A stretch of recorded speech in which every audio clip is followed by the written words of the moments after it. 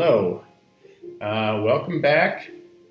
This is going to be the third and final installment on the mass conception of the human head, going from the egg-shaped masses to the skull, where we are now after step 2, and finally on to now what we're going to be doing is fleshing out, turning the head into a real head, not just a skull. So I did do a little bit of work since I last recorded. I mentioned I didn't think that the straight on view was so hot. So I went and kind of changed that a little bit. And I just made it a little bit, I thought, a little more accurate. I thought it was just kind of too wide looking and the eye sockets maybe weren't quite big enough. And so that's why I changed it. I didn't really change anything else. I'm just going to adjust the lighting really quick. It seems a little bit too much of a glare. All right, that's better. It's a little bit darker, but at least I don't have the glare. Okay, so we're going to go in and start with putting in the features. We're going to start on the profile again. We're going to have a Micron pen ready. We're going to start to add pen when we get a little further along. I have a 2H and I would say a 2B pencil. Have either one of those would be good. The other things that you want to have handy, besides the pencil sharpener, is this sheet.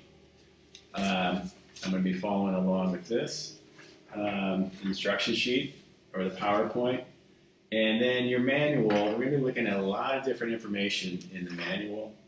I'm going to be referring to pages like this. I loaded up in the Blackboard, and I'll email this to you, a cheat sheet, a features cheat sheet, which some of this is in your manual, but I kind of consolidated it. Other things, towards the end of the manual, we have certain pages that are completely on separate features. This one on the nose and the ear. Here's one on the eyeball. Might be referring to some of those. So look for that too. So this Models Method book is going to be your best friend. I just went and tore some pages out of it. Okay. One quick thing I did want to point out from yesterday's before we moved on. I mentioned the idea of like the bowling pin in the middle of the head. In this illustration, which is on page 42 of your manual, you can see this shape right here that goes from the chin to the outside of the mouth to inside the eye socket. That's that kind of bowling pin shape, and then I even kind of go and finish it off kind of here, all right? So this is really similar, this illustration is really similar to kind of what we did here. The other thing I kind of did in my drawing here is I made the head a little bit wider at the top. I had it maybe a little bit too narrow. Okay, so let's go ahead. As mentioned, we're going to start with the features and the profile view. All right, so go over here to our left side, and maybe I'll center this a little bit more. So the first feature is maybe the most obvious, and I think kind of easiest one to do is the nose. Right now we have the nasal ridge there, the nasal cavity, but we don't really have a proper nose per se. Now this part of the nose is really bone, but underneath that it's cartilage. Your nose, about half of it is cartilage. The nose grows your whole life underneath your nasal bone. In other words, the older you get, the bigger your nose is, or the longer your nose is going to get. So your nose and your ears are both cartilage, and they continue growing your whole life. You can sometimes see a different direction in a person's nose, where the cartilage stops and the nasal bone begins. But what I'm going to do here is I like to give pretty generous noses. I'm just kind of fleshing that out, and if you notice, like at the tip of the nose, right here, it turns inward, and then it forms what's the bottom plane of the nose. Notice also that nasal cavity goes into the skull. It's not on the edge of the skull. So the nostril, what's going to be the nostril, goes into the head itself. I might just erase this a little bit here to get rid of that dark, so you kind of see the nose a little bit better. So it's kind of like 1, 2, 3 to form that nose. Now, noses can have all kinds of different shapes to them. You have a nose that can go what's called a retruse nose, which points up a little bit more. You're going to have a flatter nose, which I kind of just did. And then you have a nose which kind of actually angles kind of down and then up too. So they come in all different shapes and varieties. Some people's are more angular, some people's noses are rounder. But the important thing is that they have this, here's the front, here's kind of where it turns in, and then here's the bottom. Now what's going to happen is, I'm going to just kind of draw a slightly larger version of the nose. What's going to happen is where it turns inward, this is kind of where you get like this bottom plane of the nose, and the shadow usually starts there. The nostrils inside of that opening, or inside of that bottom plane, and as part of that opening of the nostrils. I don't like to go in and draw the nostrils per se. I kind of draw around them. One thing to avoid doing is this, filling in and drawing a nostril so it's solid black. What's going to happen if you do that, you're going to make the nostril the most important thing on the nose. So I might just quickly draw a little bit of a cheat here, kind of show you how the nose relates kind of to the mouth and things like that. And then the nose is going to cast, if there's lights coming overhead, the nose will cast a shadow above the mouth, and the upper lip will cast a shadow too. We'll get to that in a second. But I want you to realize that when it turns inward, if light's coming straight down from above, the nose is going to turn inward, so it's going to have a darker value where it kind of starts to turn in. All right, so think about that, how light hits things, and you're going to understand better how to draw those forms. Again, remember how that, talk this about this a lot, how the contour, the outside shape, influence the value on inside. So whenever a line kind of turns inward, like in the nose here, that's your cue that there's going to be not just a direction change, but a value change in that area too. Again, avoid making those black nostrils, guys.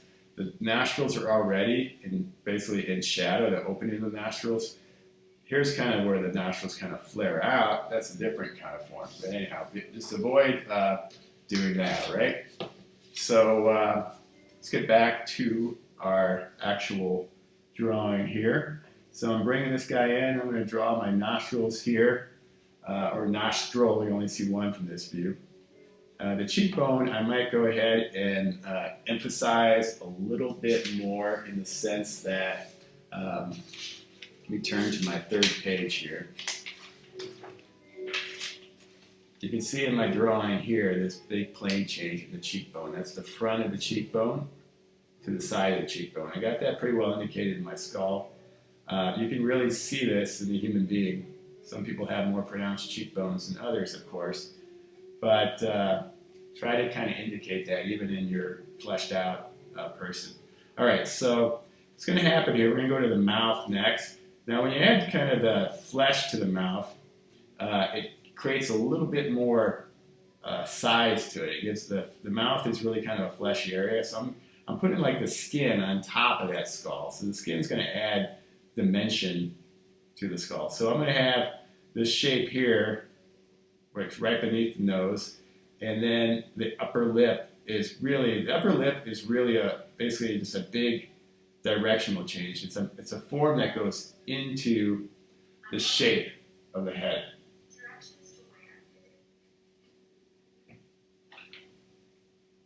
So this turns inward. I'm having some weird thing with my iPad talking to me. Just a second.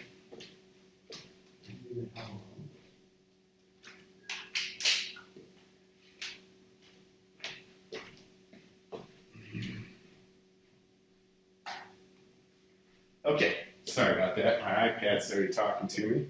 I didn't want it to. All right, so our mouth kind of goes inward. The upper lip goes inward. The lower lip comes out.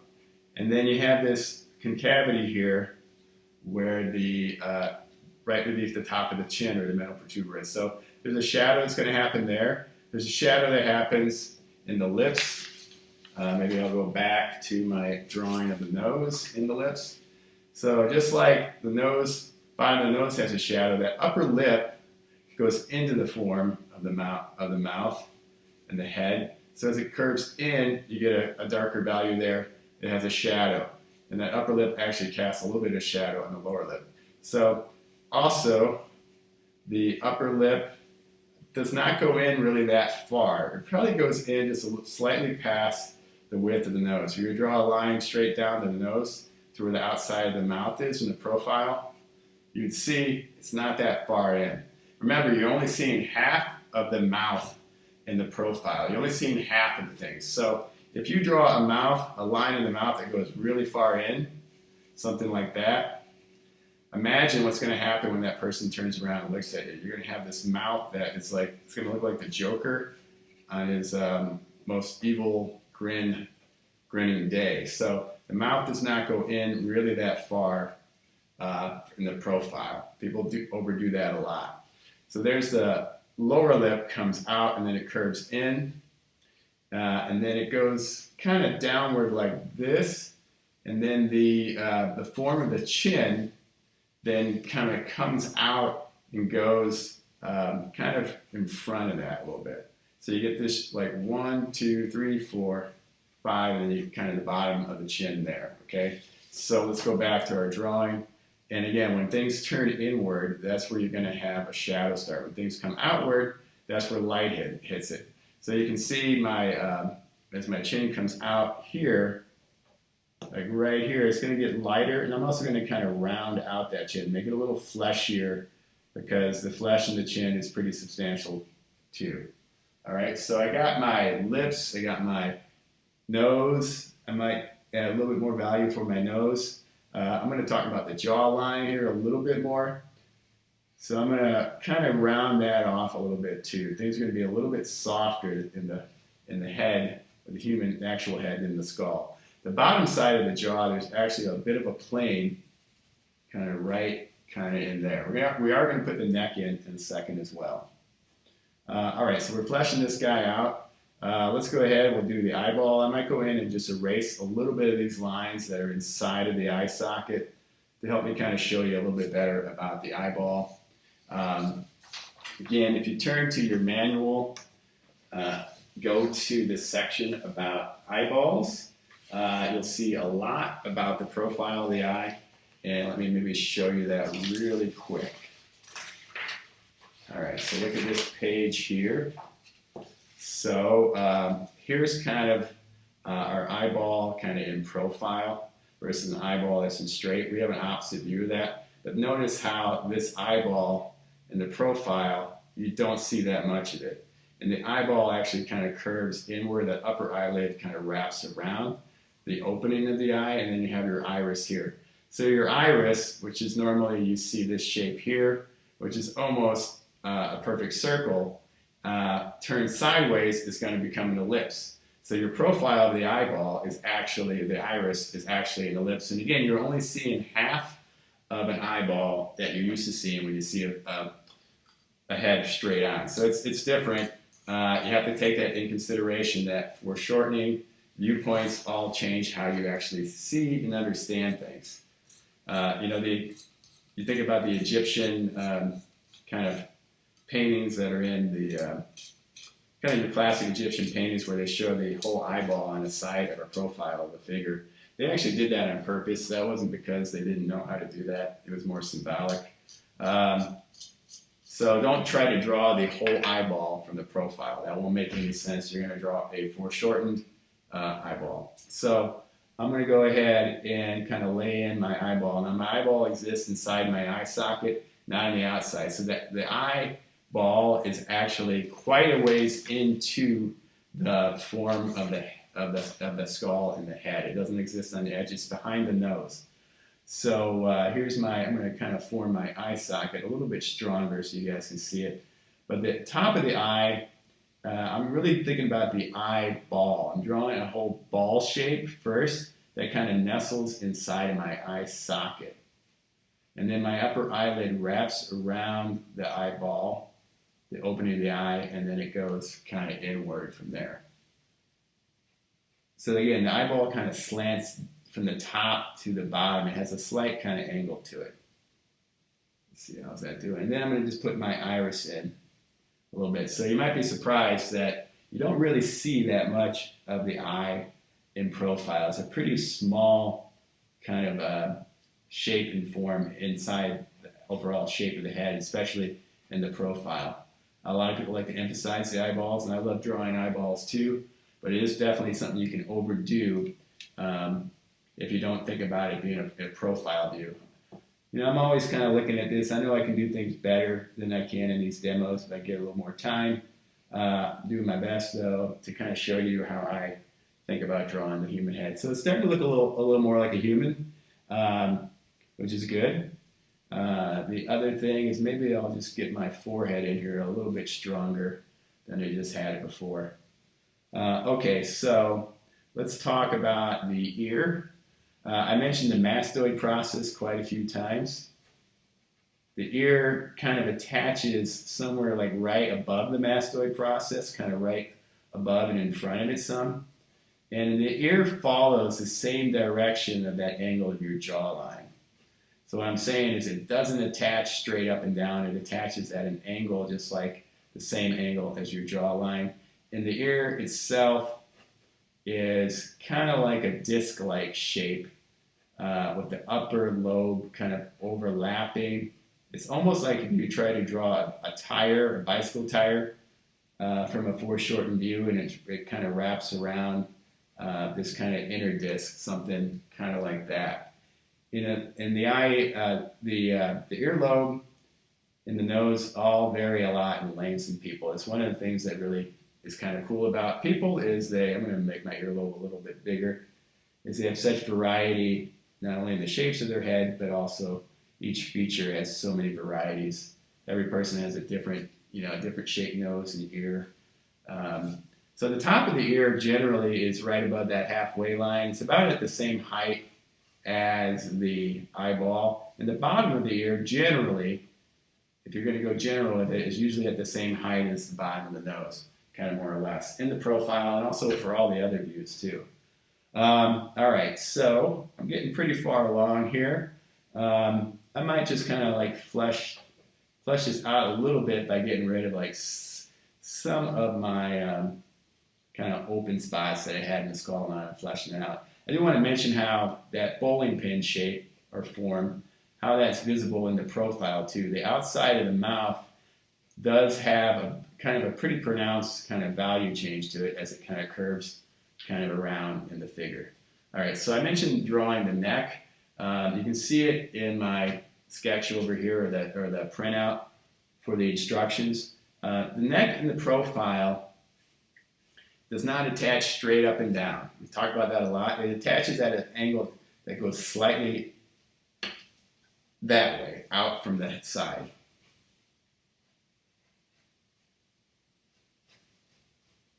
And I'm going to go ahead and continue it.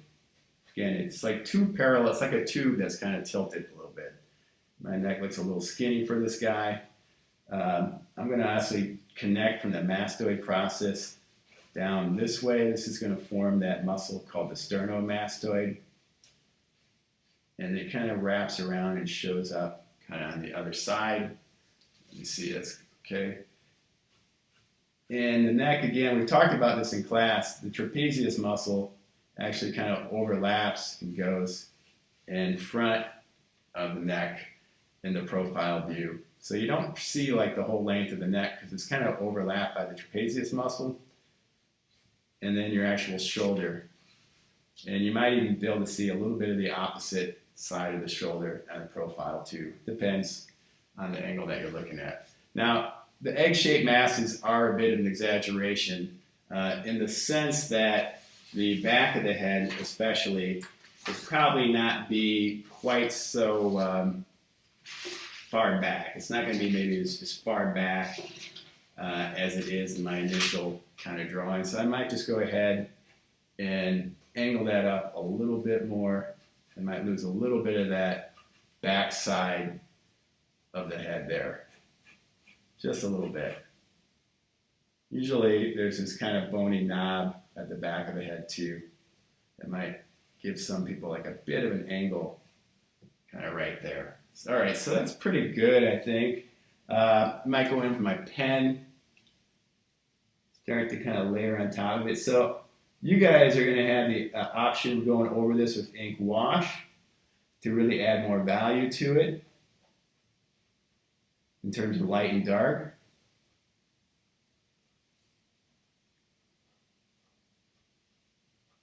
But going over with pen is going to allow you to kind of clean things up pretty nicely in terms of when you start to, when you work with the ink wash, you don't really want to have that much pencil showing because the pencil is going to kind of interfere with what you're trying to do with the ink wash.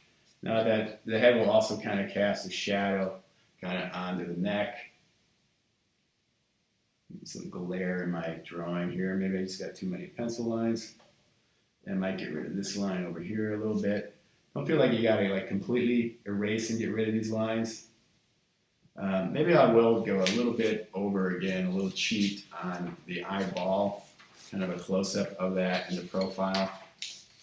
So what I might actually do is just make a video of the profile view, a video of the finishing the profile, a video of finishing the straight-on view, and a video of the 3/4 view. These videos are going to get way too long. It might not have enough memory to kind of download them. So here's my kind of eyeball. Let me start this over. Here's my ball shape. Here's my eye socket, and that eyeball kind of rests inside of that eye socket.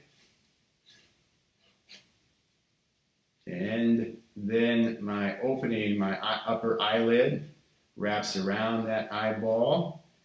And the upper eyelid actually overlaps the lower eyelid.